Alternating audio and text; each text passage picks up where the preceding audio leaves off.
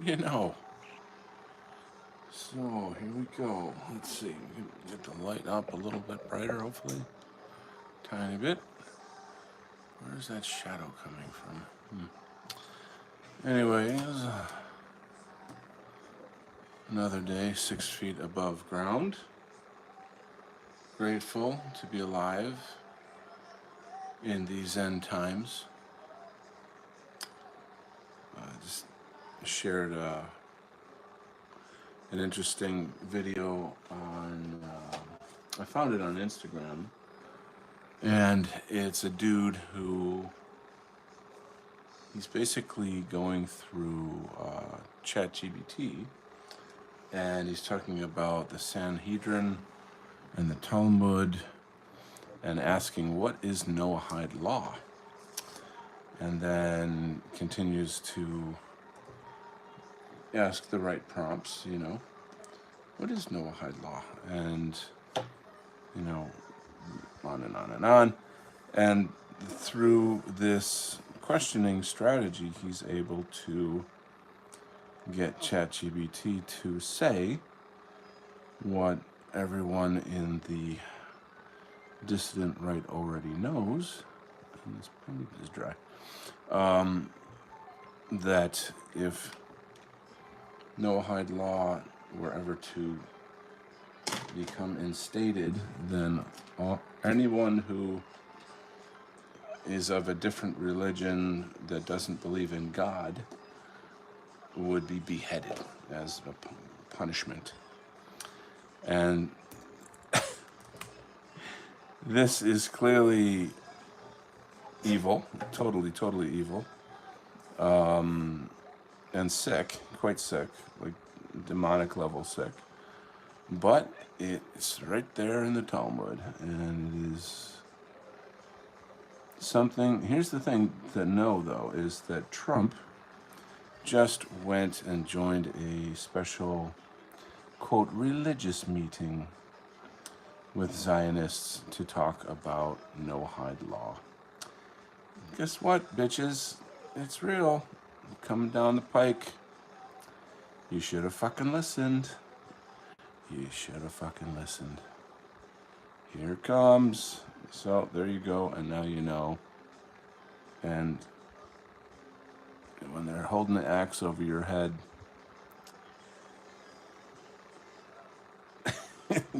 we won't let it get that far. We won't let it get that far, guys. We're not going to let that happen. Never. Living under Jewish religious tyranny is definitely something to die for. It's definitely something to stop with every fiber of your being.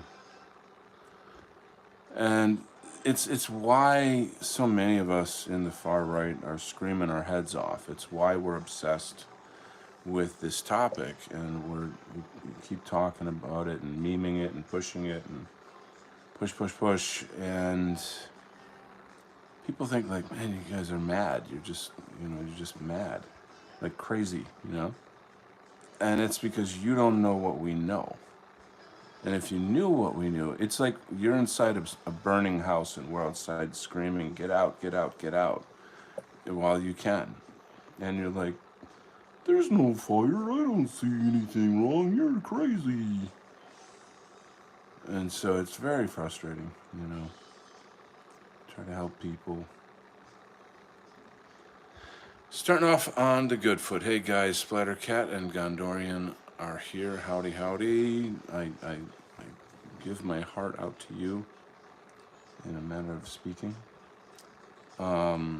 Regardless of my little sermon right there, I'm in a pretty good mood. Pretty honky-dory. Honky-dory.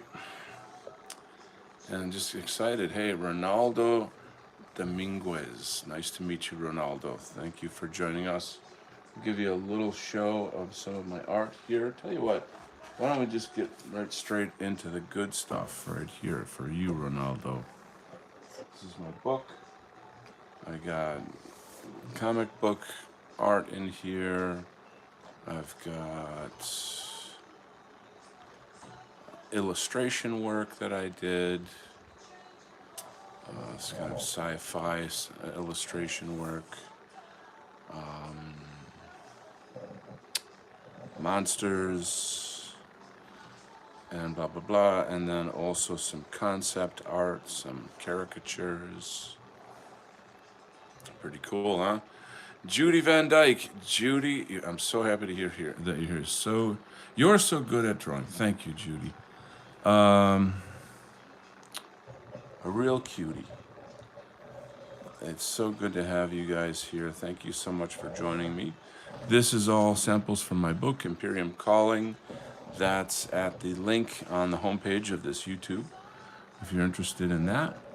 I've been around the block a lot. I'm like probably, I can easily say I'm the top known artist inside the dissident right white identity movement.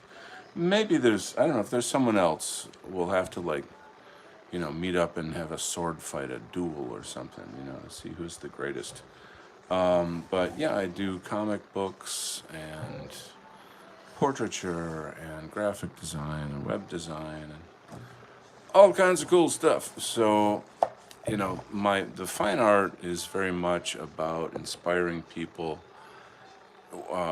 to go back to their roots, their European roots, and understand who they are, where we come from, our true narrative, our true power, and not to believe in all of the anti-white narratives that we are saturated with in the media all the time, every day, all day, and to understand also the evil forces that have taken over our countries and are killing us with forced immigration and poisonous chemtrails and big pharma and anti-white laws of every kind, etc., etc. So, you know, this stream is a live comic book stream, but I'm far more than a comic book artist. So there you go, and now you know. Forevermore, so shall it be, and such as it is. All right, now I'll put my ruler down and disappear. Okay. I can talk a big game, but I put my ruler down and then I'm just a dummy. All right. So what's going on, Judy? How's your life? How long did it take you to draw that? Ugh, well, I don't know which that you're talking about. This page took me, I don't know how well you can see it actually, but how long did, I don't know, maybe 2 hours. I already designed the page, and I have this kind of storyboard book where I lay out all of the art based on the script, and then once I, you know, make sure all of those images work together, then I just go ahead and do the final art, which is what I'm doing now. And I love comics because it's filmmaking on paper. You know, I don't have, you know, $500 million lying around, but I've got a pen and a paper and an imagination, and here I go. So probably when I'm dead, somebody will make movies of these, and people will be making hundreds of millions of dollars off these ideas. But you know what? What's important to me is to be remembered, to leave a legacy, and not, you know, to make meaning out of all the suffering is really a very, very important thing to me. Most people live in a kind of a cycle by which they're avoiding their suffering through various forms of escapism, and you're not, in a sense, living, you're just running, you know. And I have, you know, I've got my problems, But instead of running, I create. I express the pain in a productive way. Do I do it all the time? No. But this is the mission. This is the goal. It's a kind of thing. But the beauty of it is that art is a sort of therapy. I mean, it sounds a little cheesy to say, but the difference between an artist and a craftsman is that an artist needs to express themselves. That's not a choice. Do you have any art tips for me? I got a million art tips for you. Look, my biggest art tip for you is to watch all of my videos because they're all buried in there. But seriously, if you do look around my channel, you will see how to draw videos, which are quite good. Stuff on that nature. I don't have a lot of them, but the one or two or three that I have are very, very good. What medium do you like to use, Judy? And what kind of art do you like to create? That would help me a lot. I'd be happy to help you. I was actually an art teacher for many years, like 17, 18 years. Anyway, let's go to work. And what about you, Ronaldo? What's your story? Where are you from, bud? What brought you to this channel? That would be really cool to know. And there's 8 people watching, but only a couple people in the chat. So don't be shy. I don't bite. Jump on in here and introduce yourself. Digital. Okay, so digital is a medium.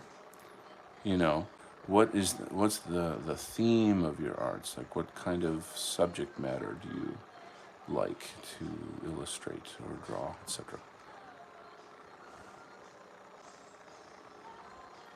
That would be very helpful.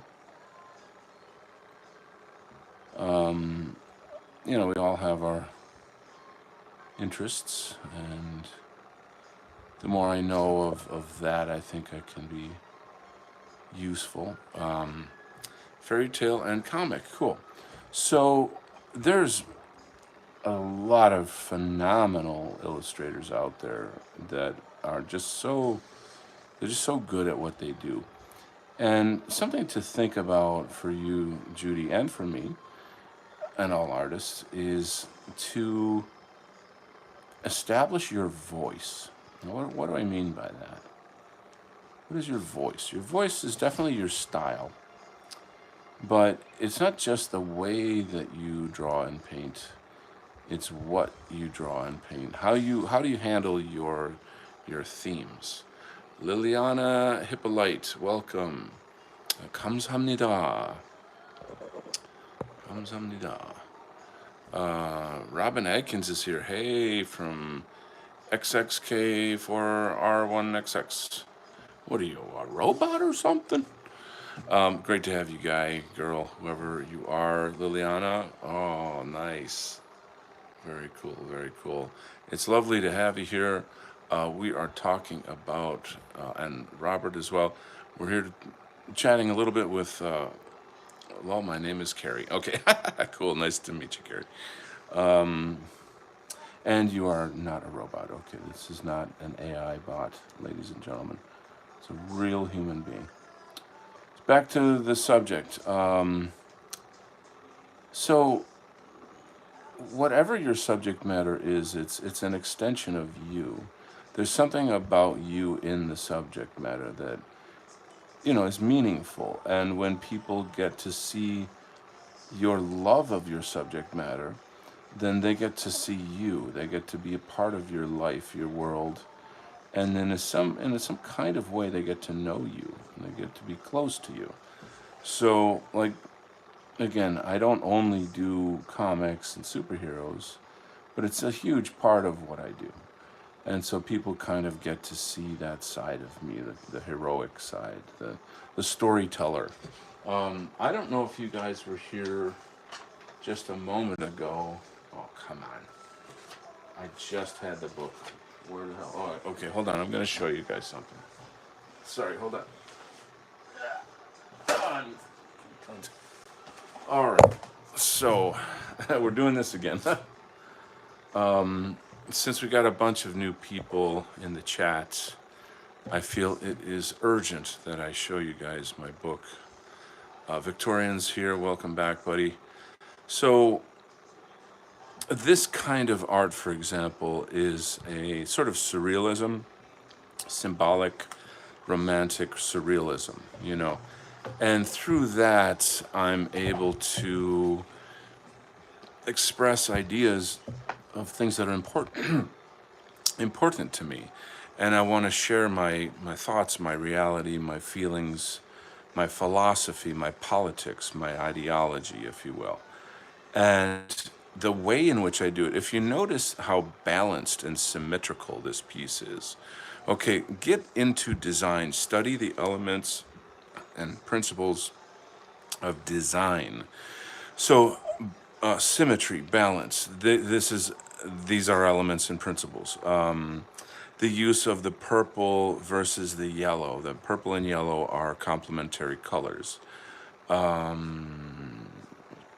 There's something very staged about this piece. The whole thing looks like a very, very important moment, and it seems to exist in another reality. So all of those components, both the design of it and the subject matter, are telling the viewer, you know, I'm setting the tone of the conversation, saying like you're looking at something sacred, and this is important. You know what I'm saying? I was just looking through your comic book. Oh, that's cool. Liliana says it's so good. So whereas, like, I mean, I could jump all over the place. Okay, here's a conceptual piece. This piece is darker. It's sadder. It has it has some themes of love and death in it. The themes of time passing. You know, you have the day and the night. You have kind of life and maybe the physical realm and the spiritual realm. And just the fact that it's on this kind of, you know, sepia colored paper with tonal variations, the looseness of the materials being used is very, has a light spirit to it in a sense. Have a great day. Thank you for the tips. I guess she's had enough of my blathering. All right, well, have a nice day. I get really into it. And then there's my comic book stuff. So that's probably what you guys are really here for. All right. Well, God bless you, girl. Go get it, okay? I wish you great success. Woohoo! Anyway, there's some fun stuff right there. And then each chapter has a kind of a description about me, what I do, what it's about, yada yada yada, something something something. Anyway, you can pick up a copy on Amazon, Imperium Calling, The Art and Poetry of Donald Kent. So now that little infomercial is over, I think I can get back to work, right? Uh-oh. Okay. So, God bless you too. God bless you too. All right, I am gonna kick this out. So, Carrie, what's going on in your world? How did you find this channel?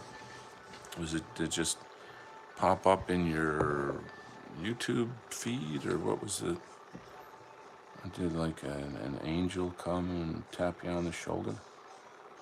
You must go to this channel right now. It's the best thing you'll ever see. It'll change your life.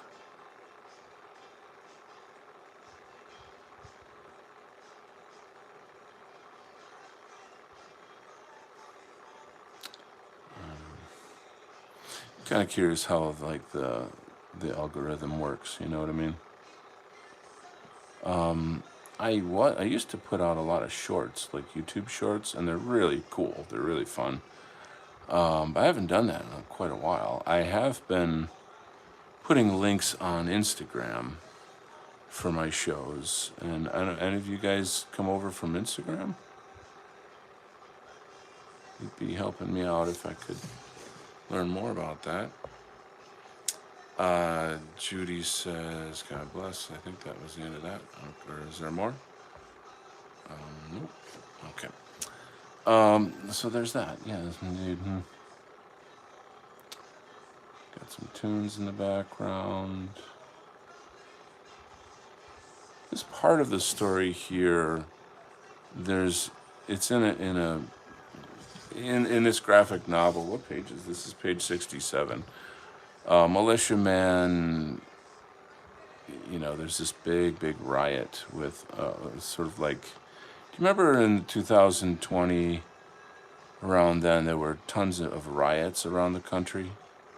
And there were like Black Lives Matter and Antifa, burning down cities literally, and like beating people to death in the streets. And it was a very, very bad time in America.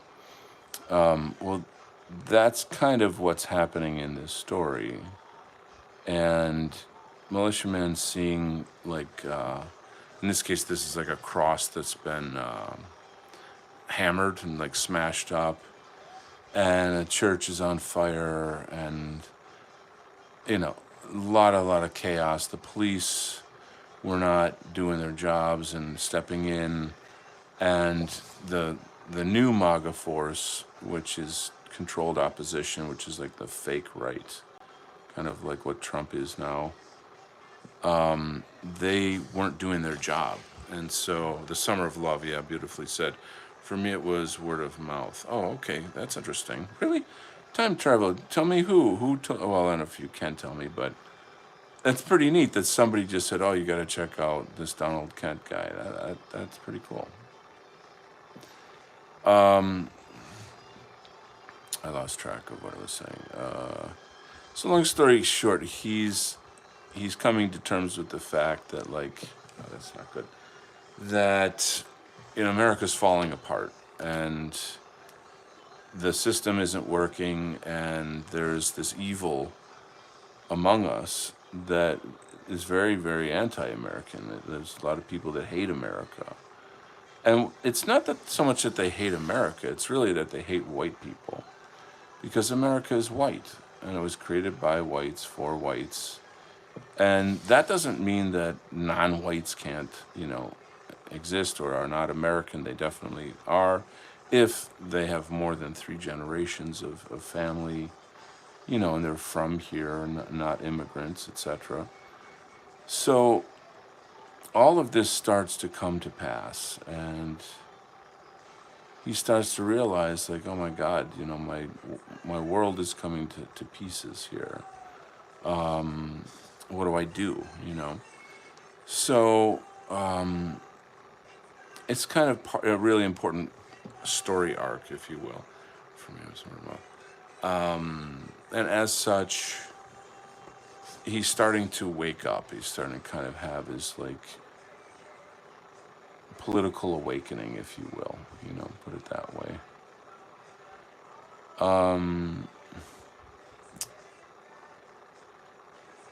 Yeah, that's what I would say. So in every good hero story, there's got to be a kind of a time, I guess, where the hero is cast out, so to speak, and it has to start their journey, if you will, Oh, this damn marker's dying on me. Hello, Robert Pyle, and hello, Hippocratic Oath. It's so funny that your name is Hippocratic Oath, because you're like a super, super smart guy, but you call yourself an oaf. So it's like hard for me to even say that name, I need like another. People just. I can't. I can't. I don't know. That name just doesn't work for me. I mean, I get the humor of it.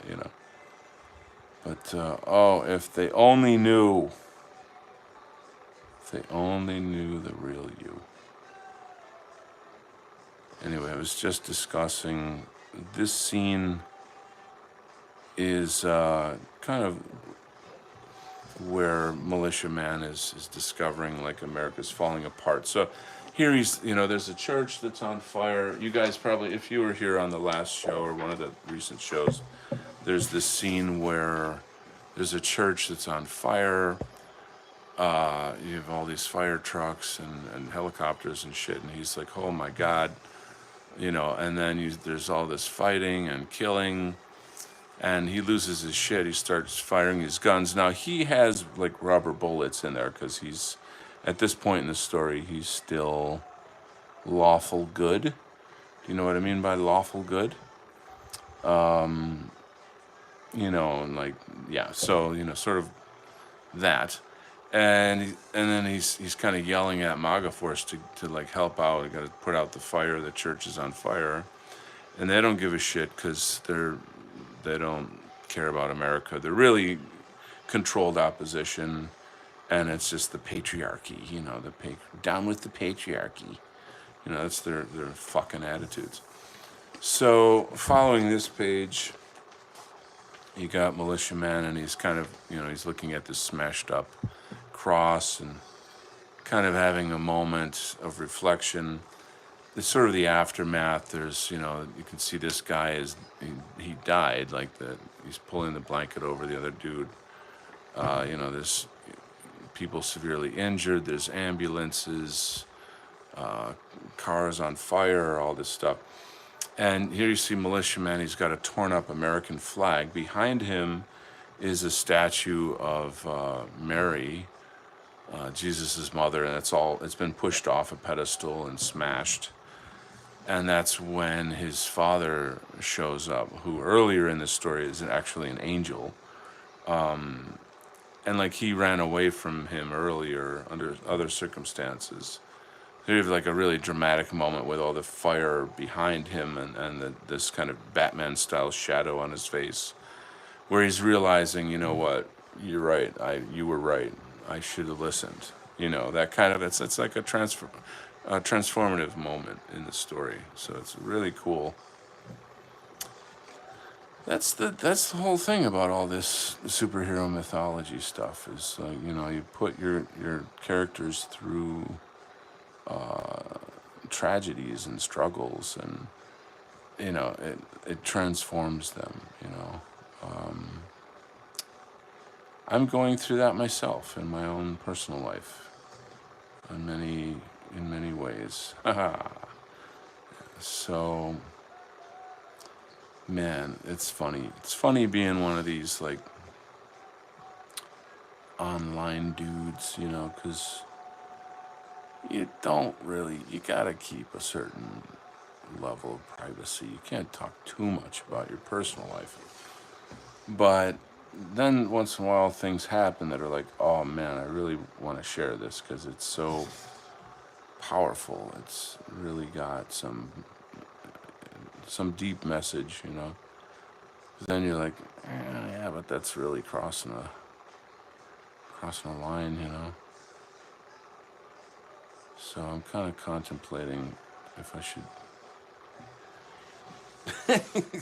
I'm like a tease too. Like, should I tell you this something or not?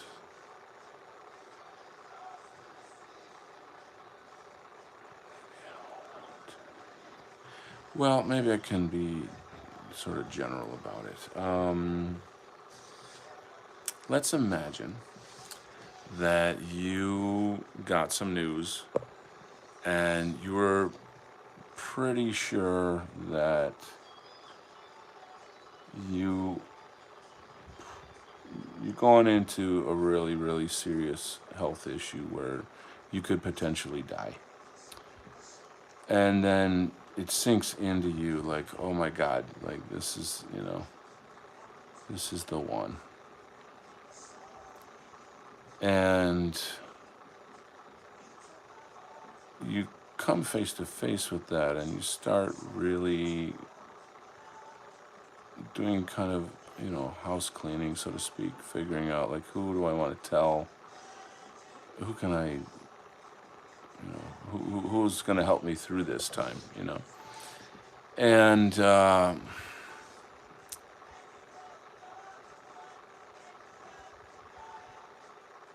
through this process, you you go through certain mental, emotional processes where you finally come to terms with it and you accept it. And then you say, okay, I'm just going to be courageous. I know I got a lot of physical suffering ahead of me. And it's going to test me like to the max. It's going to take me all the way.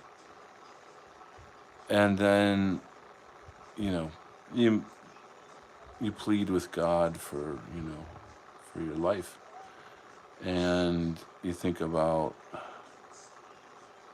you know, who you're leaving behind and who needs you while you're gone. And, a lot goes through your head. A lot goes through your head. And then in the course of that, you kind of start reading, and of course you're praying and contemplating. And that's already a pretty common part of your life.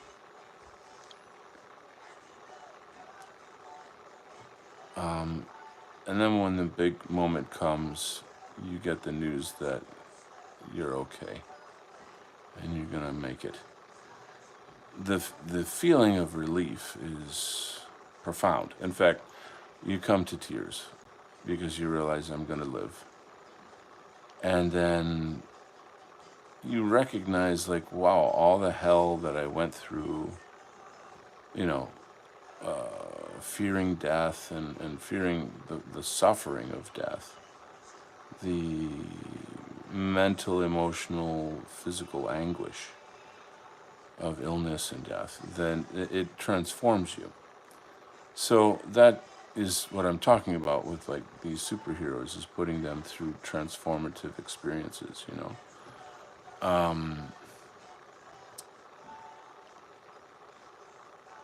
and you you have these thoughts of life that, like, we're not actually living life.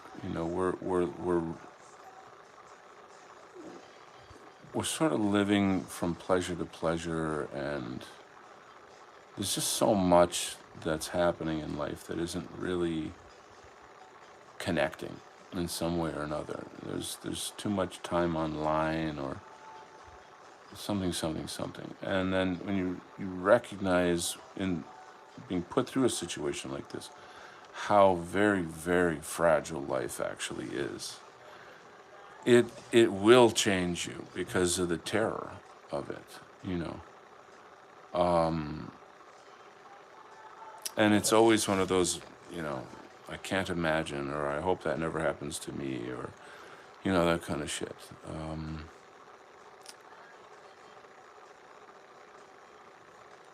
And I think it brings you close to God. I think there's a huge spiritual connection to it.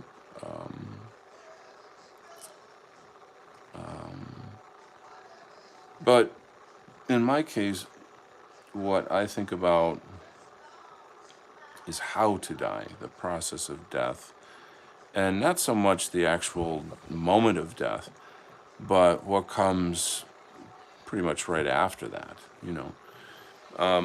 The spirits you meet, the challenges you have right there. Where whatever is going on is going to somehow determine your afterlife. So, I read a lot about Buddhism and things of that nature, and I realize that most people who visit this channel aren't plugged into that or interested in that. But I am. So, and so being in this situation kind of randomly sort of plugged me back into some of the books and studying that I do. And, I hit certain chapters that when I was younger and I was studying these things, I didn't have the intellect to fully understand it, but now I do. So it was quite a massive aha moment, I guess, to put it lightly. So I'm kind of like in the afterglow of that right now, which is really beautiful. And one of the things that I learned, which this is going to be weird and abstract to some people, but just kind of, see if you can get through it, is this concept, and specifically in Buddhism, that the mind is the Buddha. And as I'm reading more on these topics, well, you're like, well, what's a Buddha? And a Buddha is a kind of enlightened being. I would say Jesus was a Buddha, in my estimation. I believe most Buddhists would actually agree with that. It's a type of supernatural state that frees one from suffering. So it's not from the mentality of like, oh, power, I must have more power. It's not that kind of, it's not some sort of man-made, selfish concept. It's not of this earth. It's of higher realms.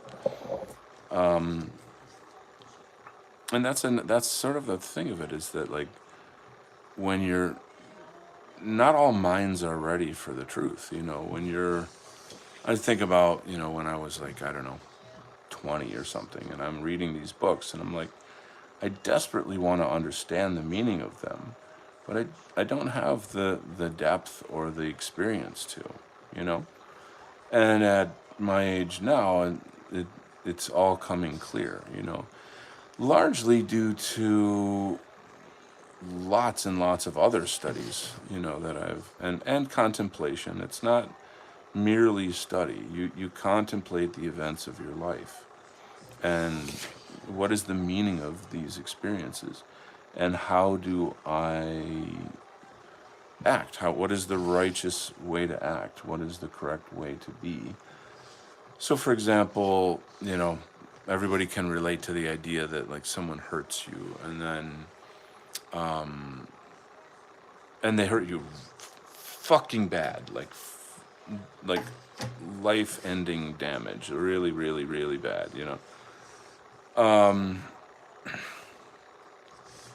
So, what we tend to do as humans is we kind of erect a temple around that. We turn it into like our whole being. This person hurt me, and therefore like it's everything that I am.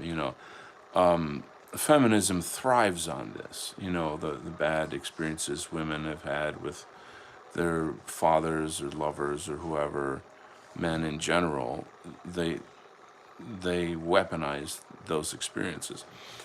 And then, they build a temple to their hatred of men, their jealousy of men, their rage, sorrow, their loneliness, all of these terrible things. I would say that it's not that it's not to belittle their suffering, and I mean and they're not the only ones doing it. Like everybody does it to some extent. It's a human thing, if not lack of words here. Long story short, it's just wrong to do that, but we do it. And so that's the contemplation, is me asking, well, what have I done wrong to myself?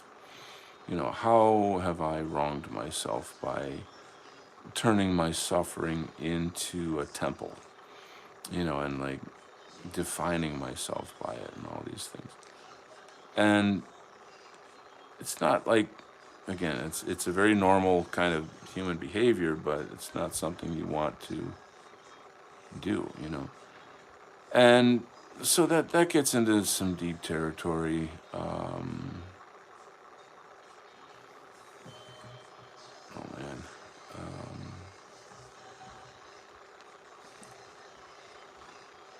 But those are some, things that I've been contemplating recently.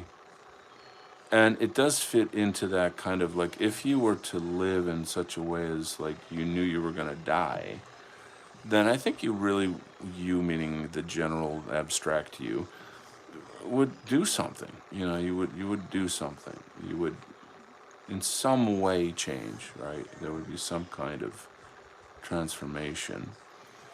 And I think that one of our instincts is to kind of point the finger and say, yeah, but well, this person and that person and blah, blah, blah, blah, blah, blah, blah. And what I say to that is that only you can live your life and only you can die your death. On your deathbed, it's just you. That's all you got. It's over. And what have you done? What have you done? So when you have a second chance and you're gleefully like bouncing off the walls, and so you're so happy that you're in tears and you feel so thankful to God, and that's a transformative moment. But it's a type of thing that you can't let it, I don't know what's the word, like, you don't just go right back to your old ways. Whatever. If there's a word for don't go back to your old ways, there should be a word for that. Don't repeat your old ways of being. Live in the light of the wisdom that you gained from that experience. Be the manifestation of that wisdom. And live more richly and more full, in a more full way, and people will see that. People will gain value from seeing that in you.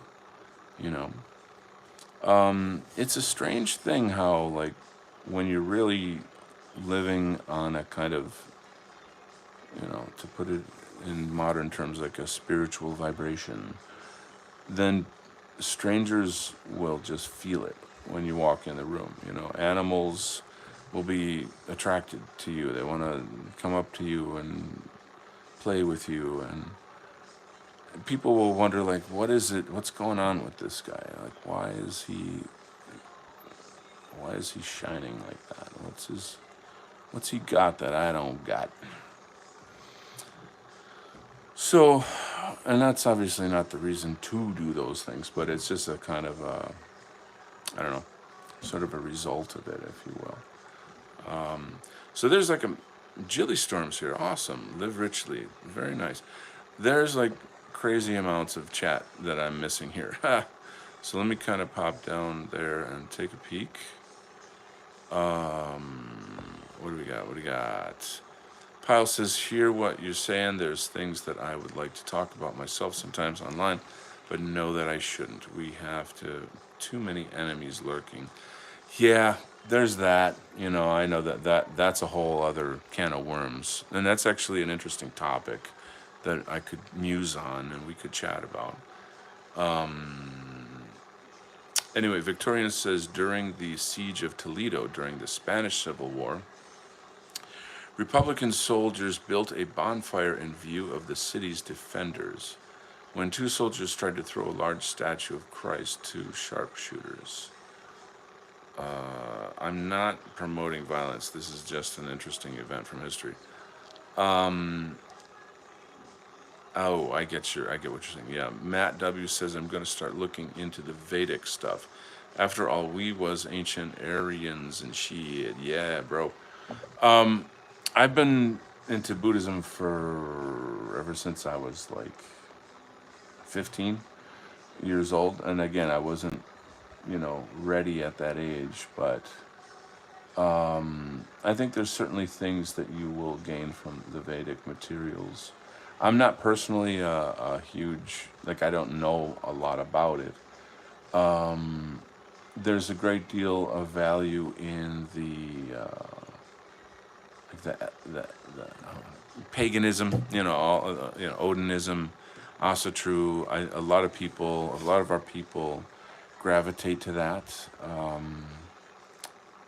I think for me, it's always been about what spiritual technology works for me. Like,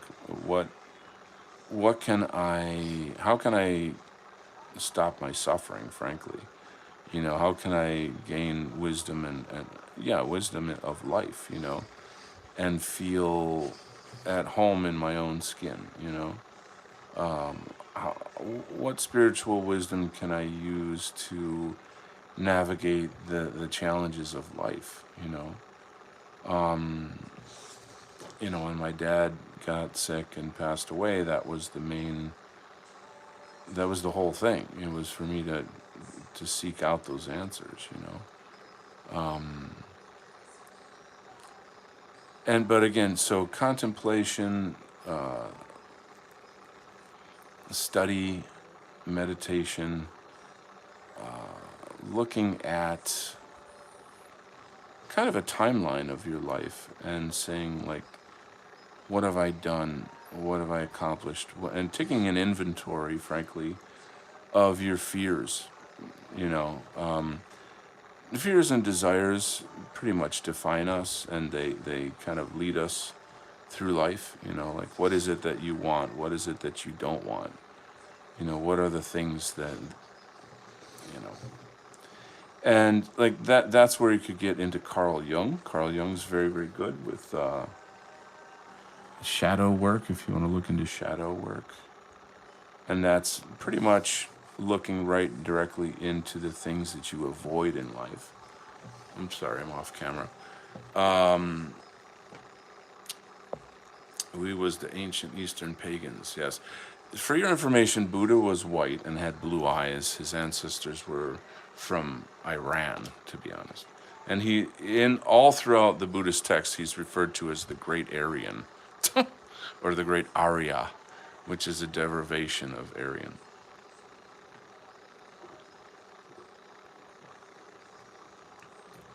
You can see certain Buddhist temples have like blue eyes on the statues and things. Anyway, so yeah, anyway, you can go down that path if you want. So moving on, Jilly Storm is here. Splattercat, I used to be Ostrich, but kind of fell out of it a few years back. I've got a couple friends that are deeply, heavily into it, and that's, I respect that. They have really, really, really good reasons for it. To me, it's like I can't just fake it. I would, if I did it, I would feel like I'm LARPing in a sense. It would really, really have to. I'd have to vibe with it, to truly be that. Simultaneously, I haven't read enough about it, so I owe it. I owe it to read more about it. Robert says, I don't really have a religion. I didn't grow up very religious. My family stopped going to church by the time I was 8. But I do believe in God, the spirit world, and the beyond in general. Yes. So that's a really tricky topic, I feel, because there's the whole, like, to go to church or not kind of question that I've been struggling with for quite a long time. As soon as I bring that up, there's like a trillion questions and comments that pop up from all angles.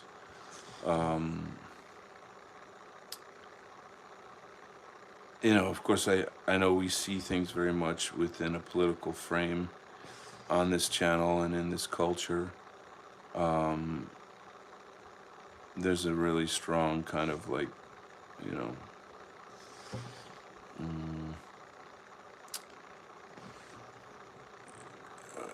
race first ideology, and of course, I don't, I'm just not, I don't have like the mental power right now to get in that discussion. It's just too complex. I've had this conversation a bazillion times with many, many very wise and studied people.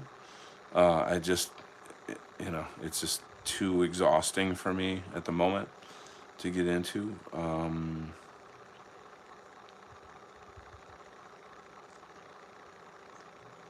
I guess at the end of the day, you kind of have, again, it's that whole you live your life, you die your death thing. You've got to find what works for you. I would just be as honest as you can about it, though. You know what I mean? be as true and real as you can about it.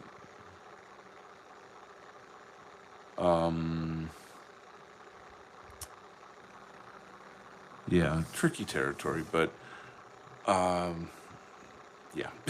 So, it's just funny because, like, when you're speaking for myself, about my relationship with God or spiritual matters, etc., I'm just, representing me. I'm not preaching, I'm not trying to, like, you know, convert anybody to Buddhism or some kind of thing like that. It's like, just, this is what I know, this is what makes sense and what matters to me, you know. Yeah. There you go.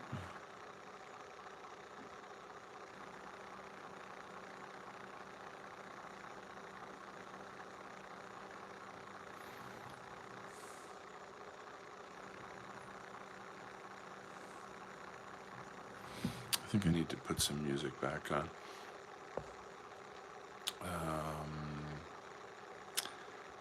Oaf says, I'll talk to the Amish and ask them to reconsider Donald. He's a good guy. Badumba. Yeah, that's becoming a running joke now. You know what? It's funny because, like, I would become Amish just to live that lifestyle. You know what I mean? Just to enjoy the purity of it. You know what I mean? I guess I'd be kind of a fake LARPer, but I'd still would go along with it just to have that purity of life, have a nice Amish wife and work in the field and come home and, oh my God, it just seems like bliss, in a way. And I know there's a lot of labor, but just the simplicity of it. Splattercat says, my reason for leaving Ossiter is because I'm not Germanic. I'm Irish and Italian. The Greek and Roman gods would better suit me and my ancestry. Yes, massive amounts of yes to that point you're making right there. You know, it kind of gets into the topic of Apollonianism, if that, like, it's hard to make that. My friend Mark Brahman has his Apollonian transmission site and this and that. But I don't know, I don't want to misrepresent him, but to my knowledge, it's not actually like the worship of Apollo. I don't see that there's really actually kind of, a revival of the religion. I think it's, to my understanding, more the revival of the identity of that, who we were, you know, and a rejection of Christianity. That's a huge part of his philosophy.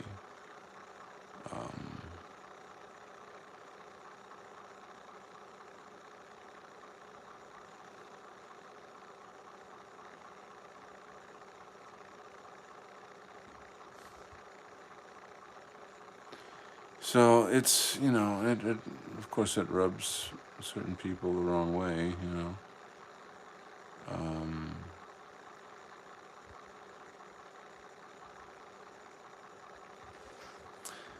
I don't, I wonder if you were to go to Italy, for example, and actually see these temples, and, like, there's got to be some people out there that are still, still doing those things. Wouldn't you think? Wouldn't you agree? I gotta get another marker here. Or not. I don't know. Maybe Italy is, like, super. Well, of course it's Italy. Of course it's very Christian. But I would assume there's people that are still out there, kind of keeping the flame alive. W says, understanding conspiracy channel on YouTube has me rethinking Christianity. He ties Aryan Jesus to Tartaria. So, I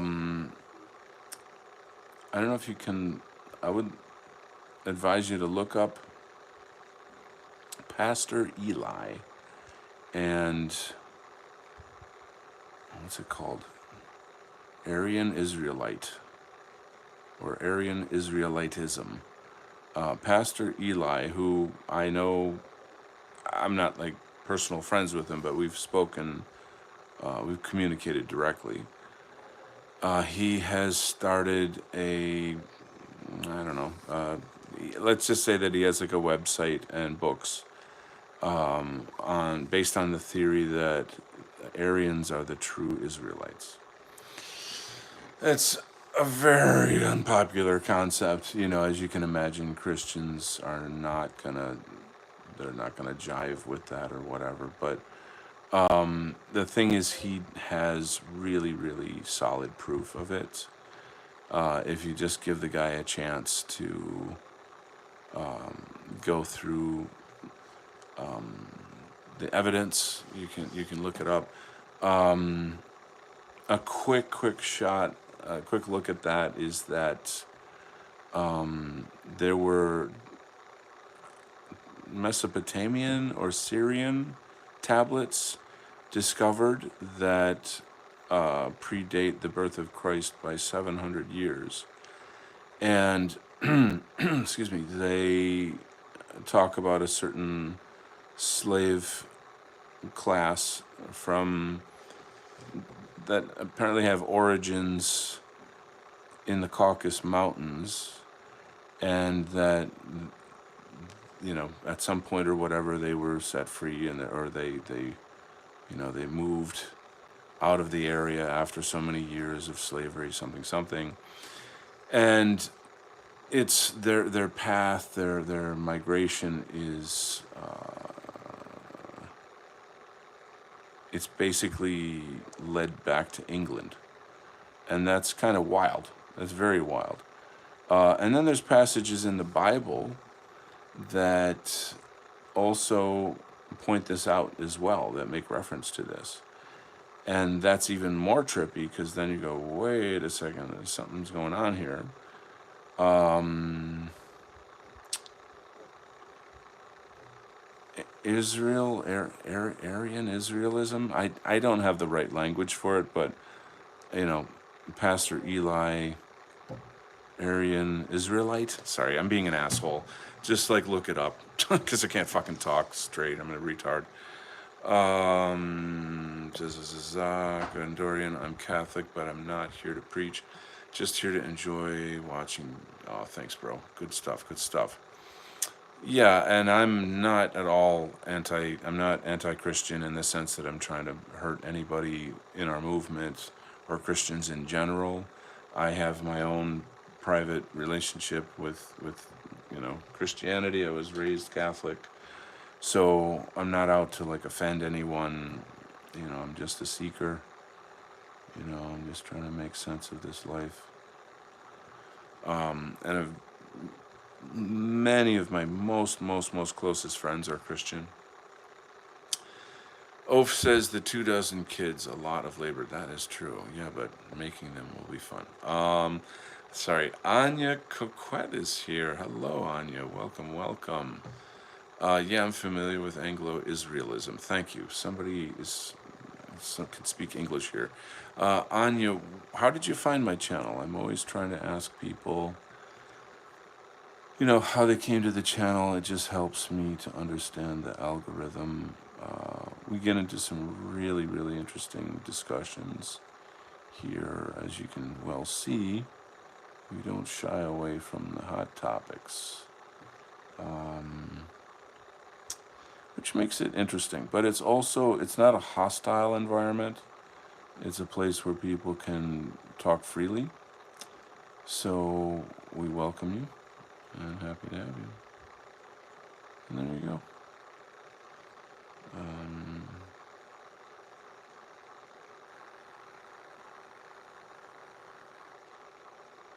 There you go, and now you know.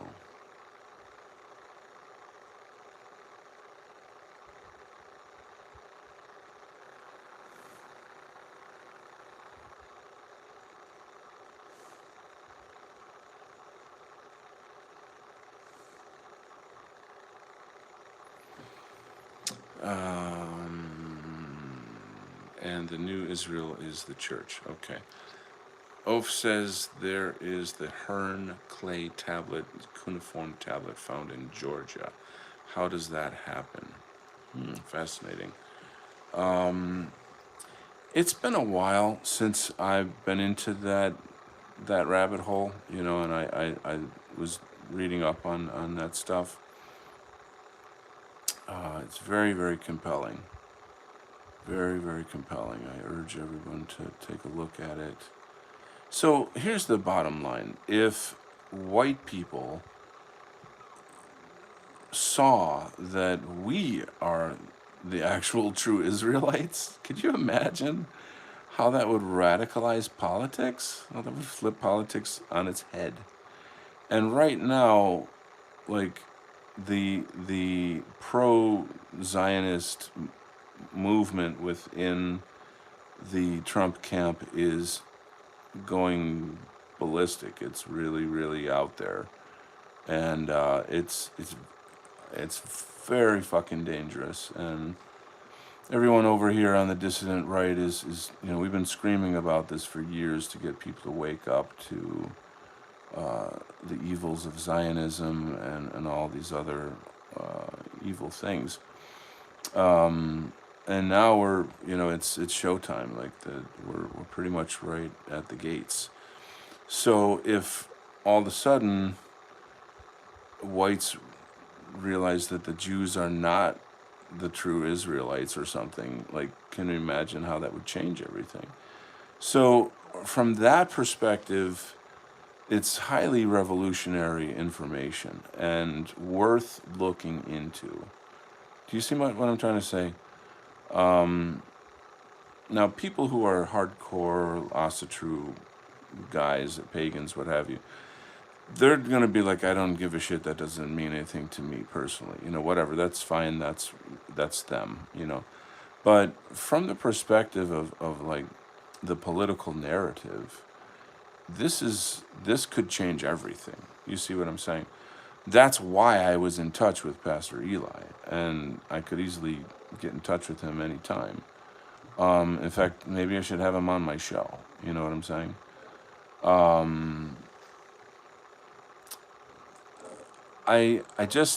don't know. I find the idea very, very.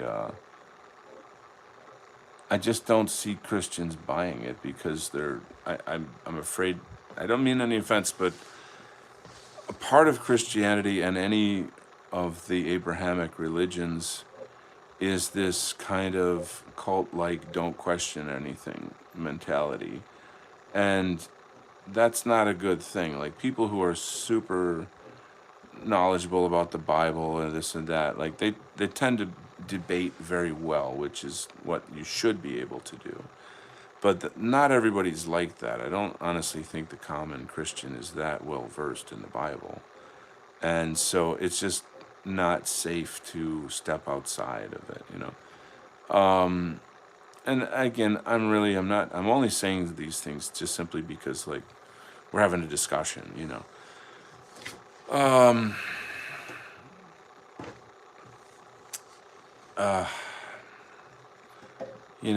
But, like, I know people that feel very strongly like this is the way.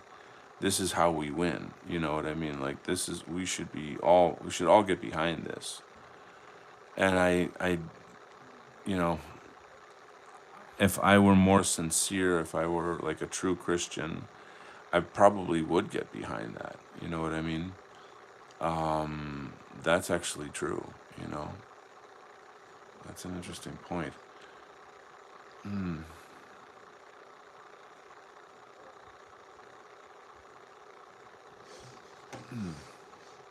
It's funny, I'm talking about this, and this is the image that I'm drawing. Weird. Anyway, let's get on to the chat. The speed they are moving along has given me whiplash. New Money is here. Welcome to New Money. So good to have you, bro. I guess you're one of us if you know what we're talking about here. I reposted this story, and I don't have the exact details of it, but There is Trump has gone to some kind of quote religious meeting with all of these Jewish leaders, and they're talking about instituting Noahide law. And so, raise your hand if you know what Noahide law is. I want to kind of gauge what the audience knows. We are a movement based on race, not religion. Thank you, thank you, thank you. Excellent, excellent point. You recontextualized everything. Thank you, Robert. If we try to make it about religion or anything else, it'll not work. We can talk about religion, but we have to be focused on race first. Robert for the win. Thank you, brother. Okay, Matt says a lot of those Old Testament laws are very anti-European character, but very Semitic natured. Yes, that's my issue. Excellent point.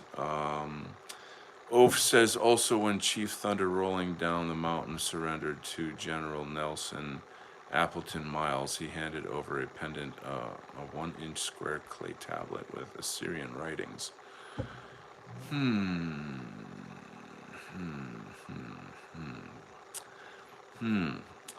What I have to say is, Hook is here. Welcome, Hook. You've already started. Wait, they've already started that in Florida. Race first, race only. So, are you saying that Noahide law is being instituted in Florida? Is that what you're telling me? Because that's fucking.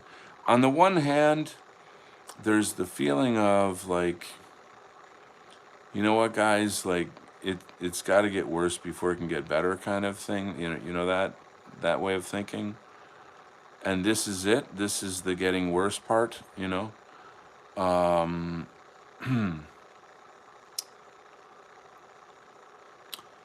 So, as bad as that is, I think that like it's stuff like this that's gonna push us over the edge. It's gonna push us over the edge. It'll, you know. I hate that our people are so fucking stupid that things have to get this bad. And frankly, I don't know if I trust that our people will do anything. Because look at what we did in the last 4 years. We did fuck nothing. The fucking, I mean, granted, people were being thrown in jail and shit, but it's still, we failed. As a nation, we fucking failed. Oh my God, 2% tax on tea, tar and feather them. You know what I mean? And in the old days, that's how it was. Now it's like, oh, gas prices are going up. Football, yeah. Fucking retards, man. I'm sorry, that's a mean thing to say, but like, America fucking failed. It's only gonna be up to us. I think we're the ones, somehow, we've got to save this country. Maybe I'm wrong. Maybe some amazing sheepdog will suddenly realize that it's actually their fucking job to save the country, not ours, because they're the big dogs that have the guns and all this stuff, and they're the sheepdogs. They're here to protect us instead of working for the fucking FBI.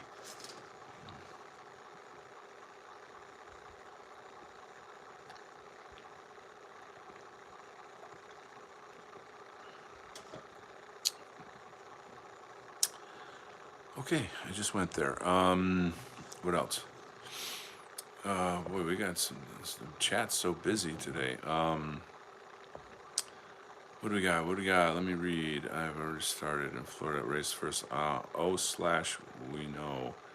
I've seen that DNC happens when you do a race plus something shit. I'm not really clear on what you mean by that.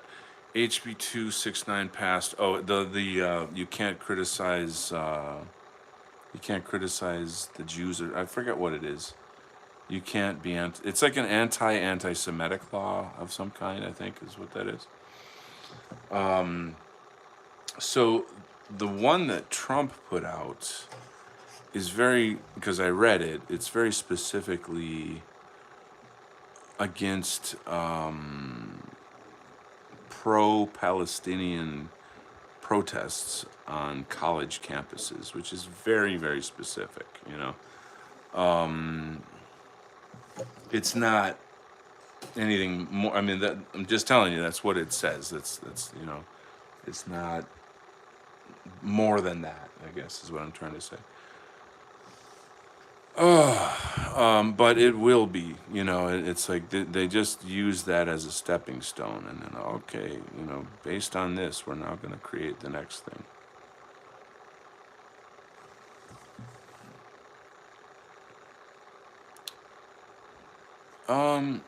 But I don't know, my guys. I feel like shit. I feel like the cat's out of the bag. The horse is out of the barn or whatever, whatever. I was listening to Stu Peters yesterday, and I'm kind of like, fuck, man. Like this guy is so he's like crazy. The things that he says are really, really, really out there. Not in a bad way, but he's not shy at all. Like he's not shy at all, and he's angry as hell. About the Jews, and he just calls it and calls it and calls it and over and over and over. And it struck me like, who the fuck is paying this guy's bills here? You know what I mean? Like, how is he allowed to say this? How is he getting away with this? I don't know. I mean, Adam Green and him had a huge tiff, which to me is gay. Like, you shouldn't fight, guys. Work together, okay? I know Adam Green is like maniacally anti-Christian, but like it blinds him sometimes because this is the reality of what we are historically and etc. So like you got to work within the framework of what we are culturally and historically, instead of being like, oh, Christians are bad and I'm the only one who knows the truth. It's like you're putting yourself in a ghetto, you know, when you do shit like that. So anyway,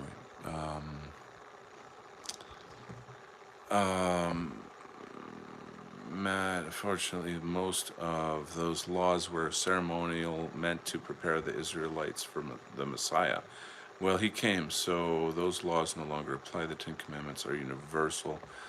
So, as in God created them with the knowledge they would be applicable to everyone. New Money says Dr. Pierce's writings are becoming more and more prescient today by the day. I need to go back to his stuff. I forget who it was. Somebody I think in my Telegram has been talking about that material. He created his own religion. Anyway, that dude did a lot of the heavy lifting. Like he thought through everything. He created profound amounts of fantastic media that we could or should be using. He's so articulate. He's so well spoken. Yeah, we need to be bringing that stuff back. Normalizing it, mainstreaming it. Ove says, heh, the Catholic channels I listen to are freaking out about that Trump Sanhedrin meeting. Trump will meet with Christians in March. Can you tell us more about that? I'd like to know what they're saying in those chat rooms. Hook says, yeah, for a writing, referring to money, writing compiled in 78, it's prophecy tier, for real. That's so well said, Hook. That's really well said. Oh, have y'all seen The Order? Highly recommended. I expected way more lies than were there. I love Ray Fiennes. Ray Fiennes. He's one of my favorite actors, so I'm like compelled to see that movie, but I'm kind of turned off by the subject matter because I'm expecting it to be, some stupid new world order propaganda horseshit. You know what I'm saying? But I mean, if you're recommending it, then that clears it. Especially when it comes to the legislative culture stuff. Before there was TV and overstimulating entertainment, Americans would go whoop ass for fun on some evildoers or troublemakers and then have an after party. So, This is something in my research that's pretty much what the Klan was. It was a type of racial police force back in the day. I don't totally know. I really don't know much about the Klan, and I'm not like saying either or, yay or nay, but that is something I heard, you know. And when you had a kind of racial police force,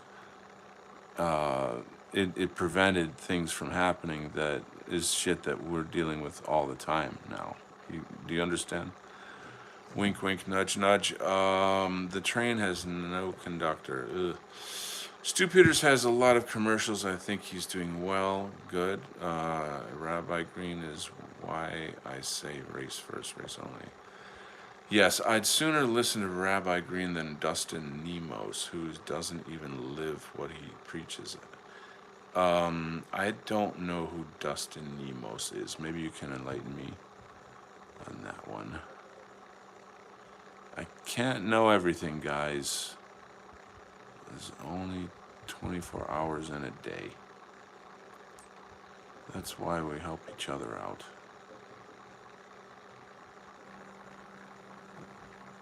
I tell ya.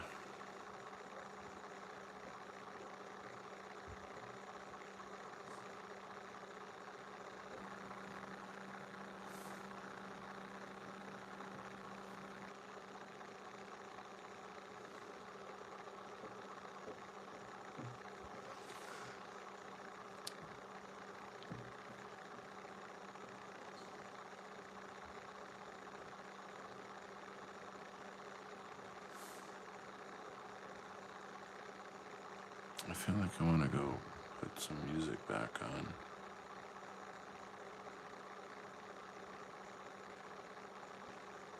I believe I probably will in a second. What time is it? Ah, shit. It's like I don't want this show to stop. I'm like, I love it, especially tonight. I got like an amazing, amazing cast of people in the chat, you know, and it's like when the chat's this good, how can you stop it? Andrew Goffinet is here. Hello, Andrew. What are you making this comic about? So I'll give you a quick look at something that will help. Gotta back out a little bit on this fella. This here is a dude named Militiaman, and he used to run or head a team called MAGA Force, which was America's favorite nationalist superhero team until, the secret cabal that worships this beast called Noahide. They killed off his teammates and installed a new diversity, equity, inclusion MAGA force, which are a lot of foreigners who have their own agendas and want to actually take down America. But they discovered that they couldn't kill Militiaman. There's something really, truly super about him. And it turns out his father is an angel. He's half angel, so it takes a hell of a lot. And he was born for the sole purpose of fighting the demon Noahide to kill it and banish it from Earth forever. However, the evil forces that worship Noahide, they have infiltrated all the governments of the world. They control the media, the banks. They are ubiquitous, and they're bigger and more evil than anyone could possibly imagine. So, how is Militiaman alone going to defeat them? Well, he's not, because there were some other members of MAGA Force that defected, and they're known as Fash Force because, you know, that's basically a kind of a dirty name that they were given, like an insulted name. Because, you know, if you're, too far right, then you must be bad, right? Anyway, this is the portal through which they bring the demon Noahide into the world, and these sort of scientists here, they work for this corporation that owns all the corporations in the world. It's called Black Vanguard, and I'm desperately trying to pull out the fucking pages to show you the goddamn story, but I've got like 75 pages over here, and they're not all in order. This is kind of helpful. So this is a scene before Magaforce gets murdered, where they're fighting the cult members of the Noahide tribe, and they are about to get blasted. But anyway, that gives you a little look at the story. I suppose I don't know if that's enough information. I hope it is. I think I found one. Anyway, yeah, my pages are just all messed up. I can't like go through the whole thing for you, but I hope that helps. Anyway, moving on. I go back. You guys are killing it in the chat, man. All good. I don't even know who Nemo is, but applying the same. First Rising Suns, Yacht Rock or Synergy. Oh, okay. I know your joke. That's funny. Have all our little in jokes. Oof. It's definitely going to be Yacht Rock. That was just a funny haha from me. And I think I might run over and turn that back on in a second here. This is turning out to be more like a chat space than an art show, so I'm not getting a lot done, but the conversation is so darn good. Yacht Rock, hey, I think I've heard this one before. Yes, of course you have, right? Dustin Nemos versus Adam Green, also Google Dustin Nemos, and you'll get his web. Interesting, but it's also Pillpull. Yes, I know. I hate Pillpull. God, I hate Pillpull. My first experience with Pillpull is actually a kind of a cool story. Maybe I should stop reading the chat and just draw and tell stories. Maybe I'll do that. There's this dude, a Jewish guy I knew in college, who he was kind of like, I mean, in college I didn't know anything about, the Jews or any of the stuff that we know about. Okay, I was a normie, it was just like everybody else. And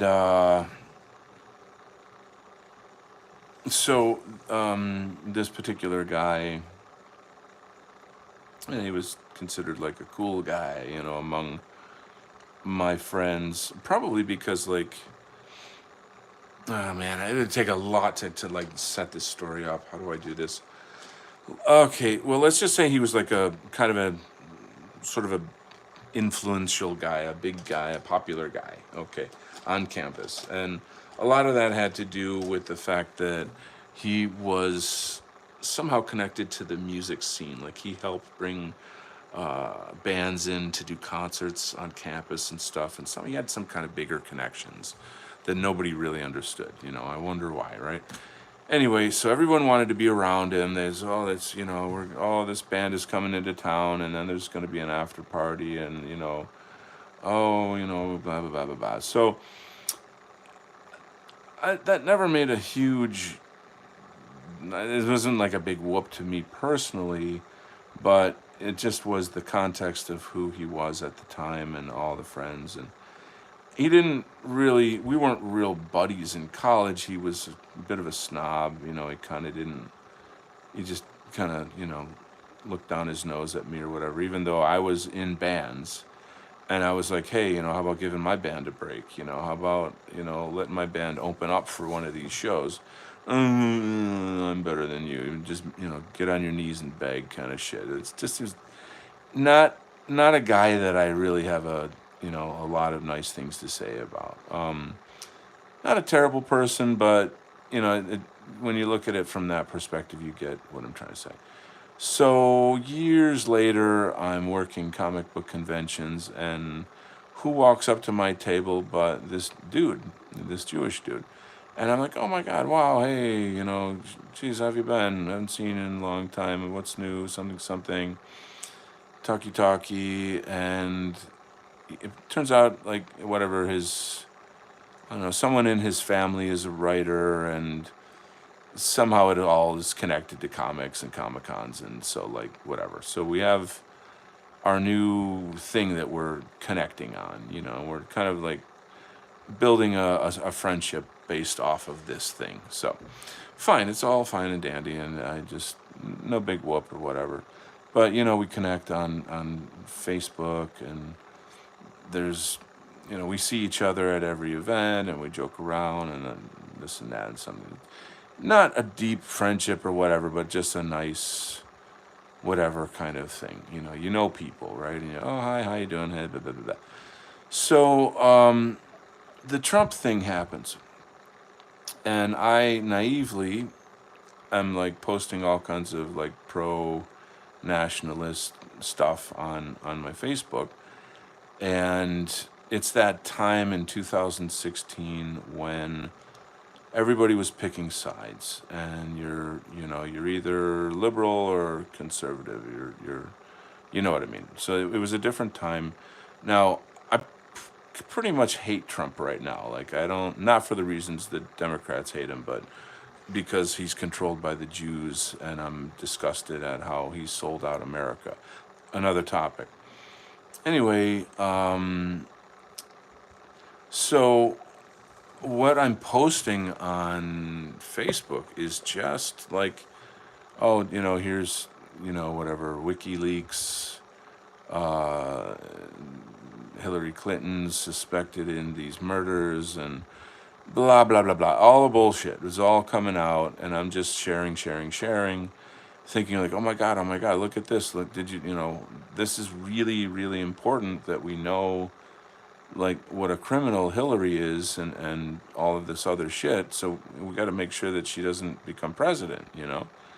Well, the liberals lost their shit, and as you know, the rest is history. We all lost our friends and family, yada yada. So this guy, he makes it a point to corner me and like interrogate me about my politics. And me being naive and nice and polite and all of that stuff, I'm like, hey man, how you doing? Yeah. And so he even takes me out. He's like, oh yeah, I want to take you out to lunch so we can talk. We're gonna hang out. I'll treat you. Where do you want to go? Not me at the time. I'm like, not seeing what's going on. Instead, I'm thinking like, oh, well, this guy is finally trying to become a friend with me. No. He's not trying to become a friend with me. So we go out, and he's not really political while we're out. It's more like, he's just sort of gauging my thoughts on things and gathering intel on me or something, some shit like that. And then at one point he comes out of nowhere, and he private messages me, and he's just blasting me with like all this shit about like everything, every talking point that liberals have. He's like, don't you believe that diversity is our greatest strength, and don't you this and that, and blah blah blah, this and that, and da da da. Every talking point you could go through, And I'm like, no, that's bullshit. I don't believe in that. I don't, da da da.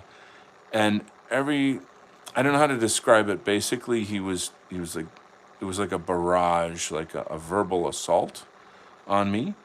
And I was in total shock. I was completely sideswiped by this. Like, why are you treating me like this? Like, I thought we were friends, and now you're like attacking me, like, as hardcore.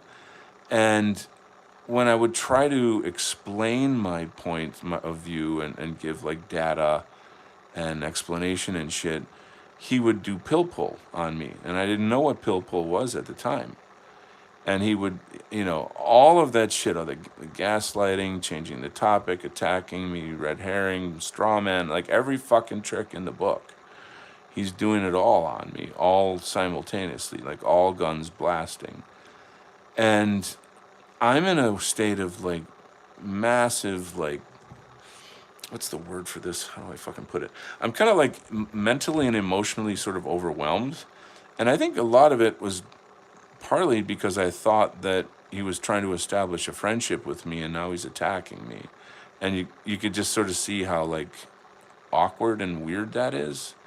And it's like two, red light, green light kind of. It's just awful. But then more so than that, every time I tried to make a point, he would put words in my mouth. He would change the topic. It just fucked it up. Like he fucked it up so bad. And I was like, what is going on? I don't understand. Now, of course, I'm like, I fucking judo flip these people for lunch. I mean, that's like this a normal thing now. But back then I didn't have a fucking clue. I didn't know how to handle that stuff.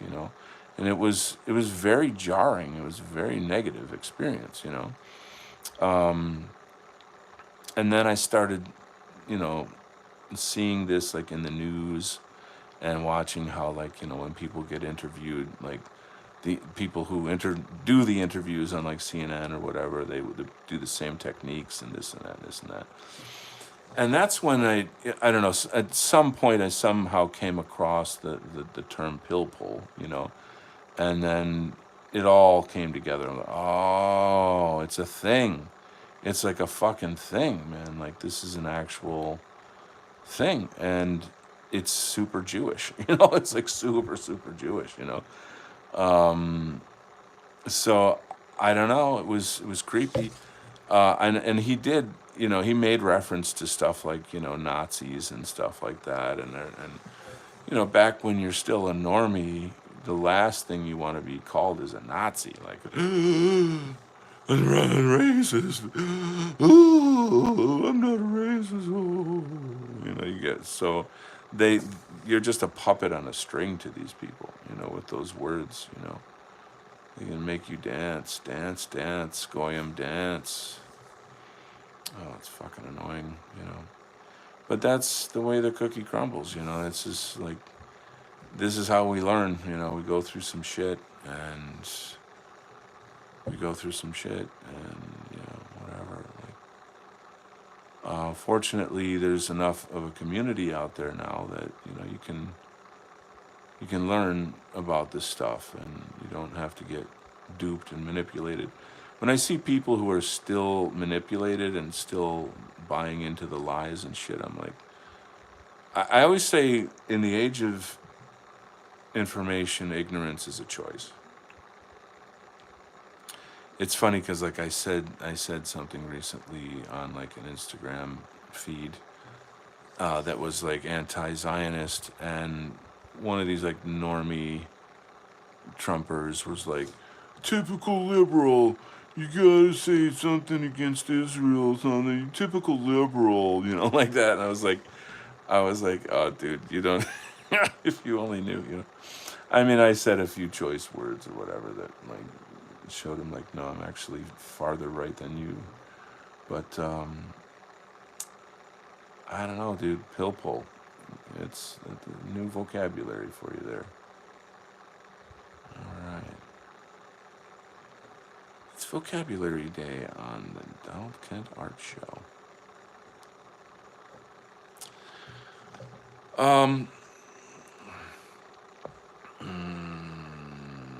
Andrew, that's cool. Really like the designs. Cool. Boy, I'm super far behind in the chat. Probably made it up for sure. I didn't start noticing in the 30s. Did he hook his schnoz onto Did he hook his schnoz into you when he cornered you? Aha. No, he was just very deceptive, very like, hey, yeah, let's be friends, and then stick the knife in. He did not see the betrayal coming. He let the mask slip. Yes. Did the morph? I didn't, even back then when it happened, I didn't recognize the Jewishness of it. But when I read about Pilpul and I knew the guy was Jewish, it was like, and then the angels came down from heaven, and the light was seen before me. Did he morph into a lizard during the tirade? That is a very interesting question. Pupils went slanted. Yes, his skin is very scaly. Everybody is noticing. They damn liberals. Yeah, them damn them. Yeah, I really feel like it's like, I feel like maybe that's why they're accelerating, is because they can see that the public is you know, they can't put the genie back in the bottle, like, since the internet exists, they should have thought of that years ago when they made, put the internet out there, but no, it's too late. We used it against them.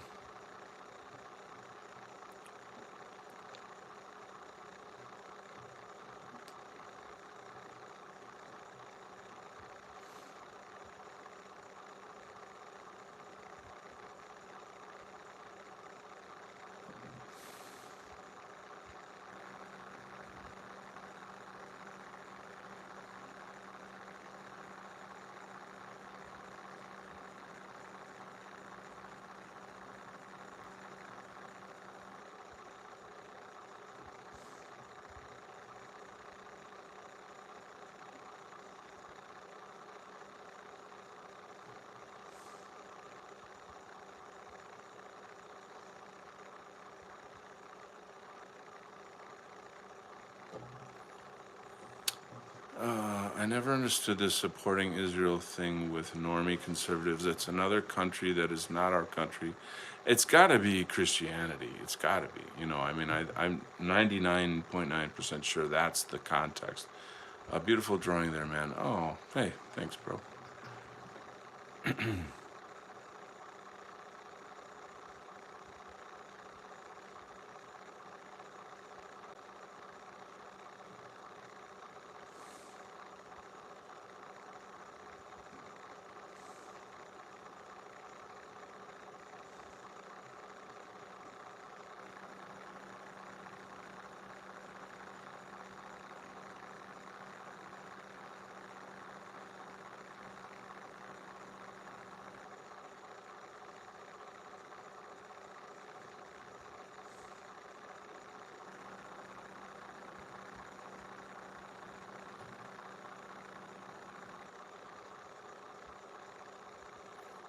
This drawing here and this scene, I really should dedicate it to this one kid. This haunts me. To this day, it really, really haunts me. There was, you guys probably have seen this before. Basically, during the riots, there was this white kid. He had like a green plaid shirt on, kind of a skinny kid, probably, I don't know, no more than 20 years old or something.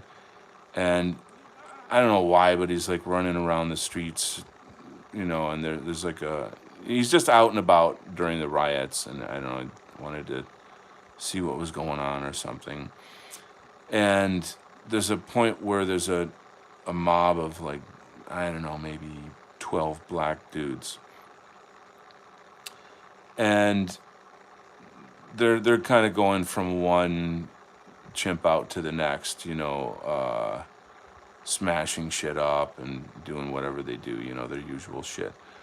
And they see him kind of across the street, and they go over and start harassing him. And he's like, "No, I'm on your side. I'm on your side. I'm on your side. I'm on your side." And they knock him down, and they just start kicking him viciously, viciously. With every ounce of muscle and energy and anger that they had, 12 guys simultaneously kicking the fucking shit out of this white kid. It was one of the most brutal things I'd ever seen.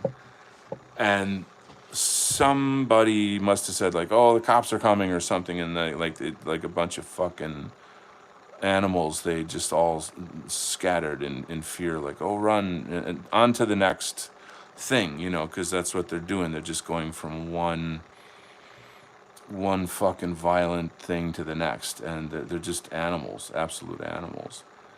And whoever had the camera on this kid, they stayed there and kept it on him while he was coughing blood and trying to move, and his body was mangled. I mean, he was the position of his body was very horribly awkward. It's something that after a vicious fucking beating like that, this is a kind of weird position your body would be in. And it's kind of iconic. I think that footage is very, very iconic. It really shows, like, it's a symbol of the time, if that makes sense. And this poor child, really, I mean, the hell that he went through, the agony, the pain he went through, it was reported that he died later at the hospital. No, obviously, I mean, after that fucking beating, Jesus.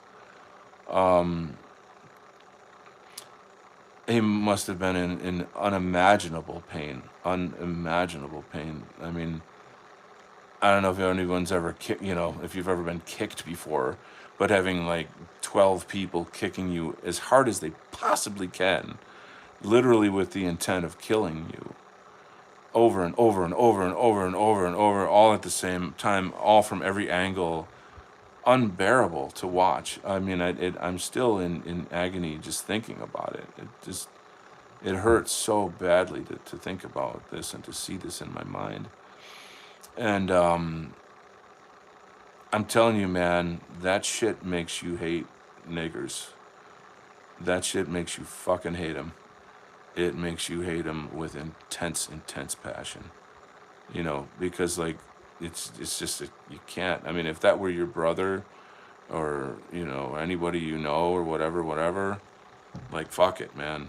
Like, animals, just fucking animals, total animals. Yeah, I'm sorry, but like, that is the true definition of what it is. And if we don't start really, really thinking and talking and acting appropriately, then that's never gonna stop. It's never gonna stop. You know what I'm saying? And this is righteous anger. It's not racism. Do you understand my point? It really isn't. It's like, this is the way you are. This is what you are. You call yourself this thing. Your friends call you that thing. Okay, that's what you are then. You know, it's as clear as day. It just is. This is part of pill pull. If you can't talk about the problem, you can't fix the problem. And this is, I think, a kind of expression of race realism. You know what I'm saying? But like, as long as our enemies forbid us to use the words that are true, then will we ever free ourselves? No. And it's like, and I'm not talking about Candace Owens, like, I'm not talking about, people like that. I'm not talking about the black dudes I go dancing at the club with or whatever on the weekends. I'm talking about, or the black lady at the supermarket who needs help, with her bags or some kind of thing like that. I'm talking about fucking animals. These people belong in jail.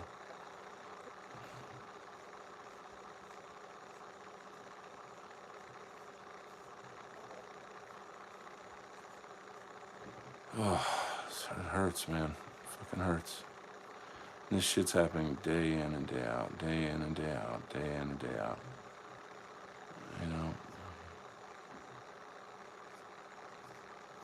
Oh, but don't say a word, I mean, that to me is part of the cruelty of the whole thing, right? Is you can't, I can rob, rape, and kill you, but you can't call me a bad name. What the fuck? What the fuck? What the fuck? Come on. Come on, that is so cruel. It's so sick. That's like MK Ultra shit, you know? I mean, that is some sick shit. That's some sick shit right there. Very dark.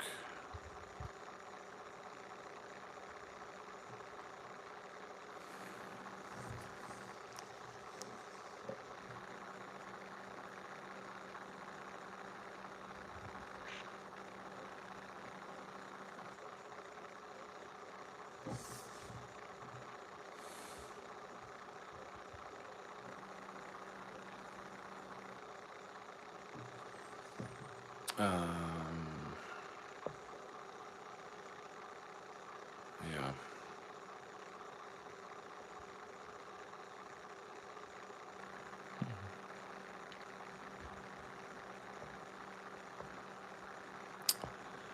Yeah, I know. So, like, making this graphic novel is a type of, like, I don't know, release valve, you know, to get that pain out, you know, in a productive way. You know, it's kind of a very white thing to do, I guess. But I don't know.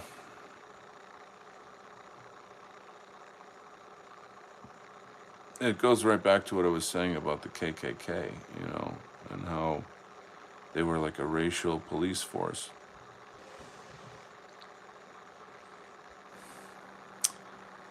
You know, I know that's a very, very controversial thing to say. That's a very controversial thing to say, and I don't know what to tell you. It's like if we didn't have to live like this, you know what I mean? Then I wouldn't need to say that. You know, it's that simple, right? You know, it's very simple.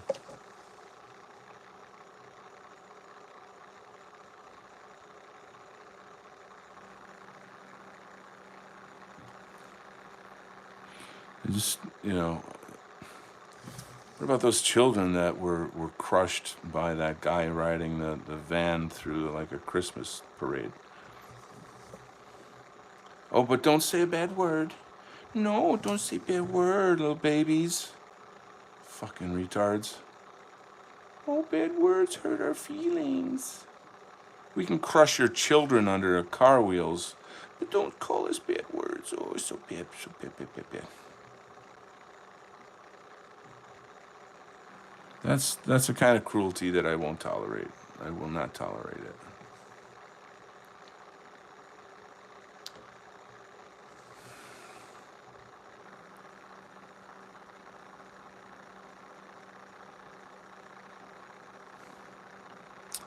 So, I guess this will be my last YouTube show. Probably not funny, but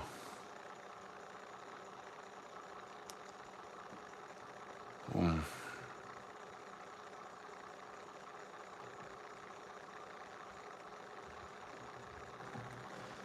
oh God.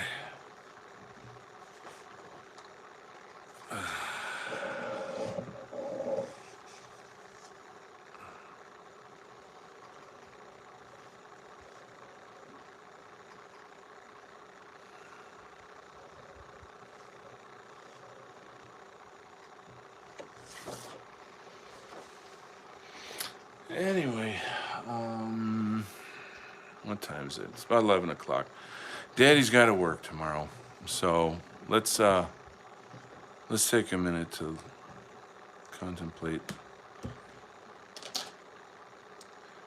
What was it? Who said that? If what was it? If it's an eye for an eye, then the whole world will be blind. I think that I don't know where does that come from. Who's the guy that came up with that term?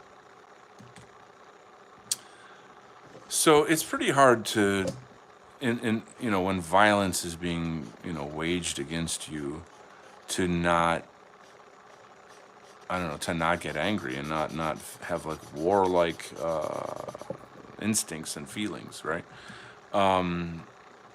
Violence is not the answer.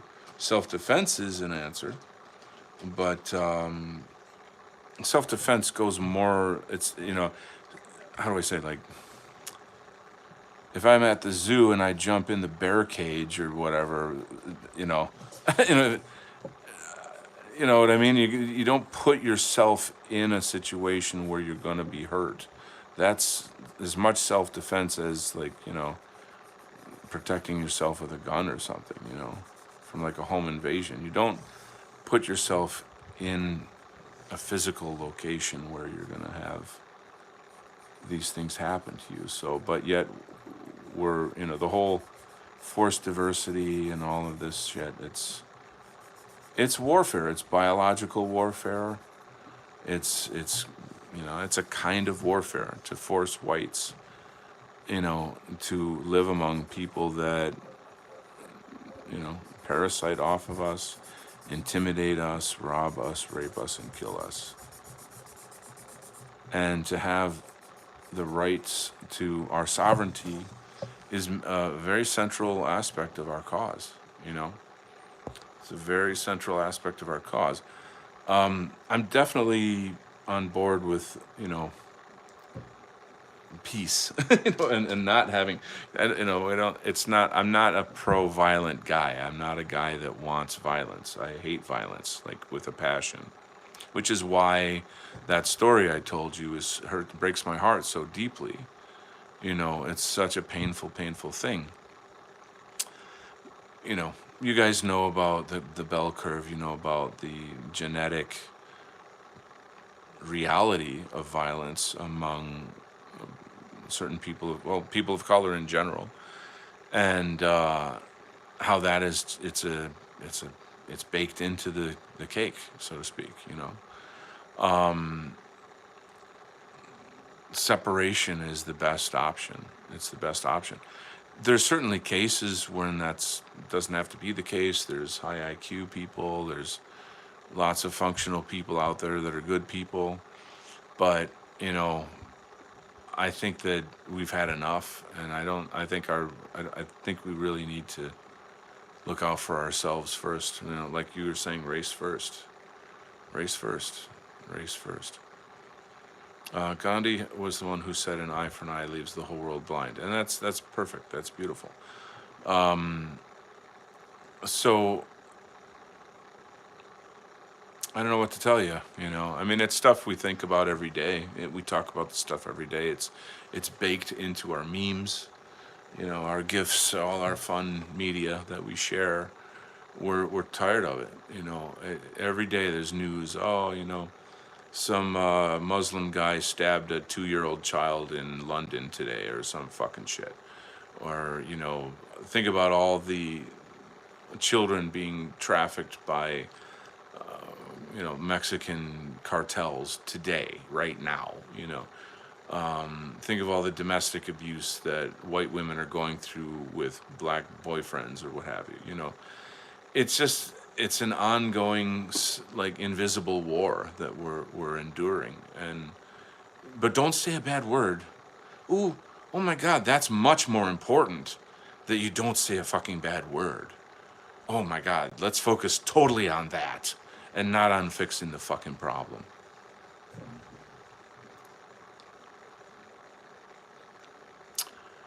I will leave you with that notion, ladies and gentlemen. Have yourself a wonderful evening. Sleep well tonight. And say your prayers. All right. See you next time.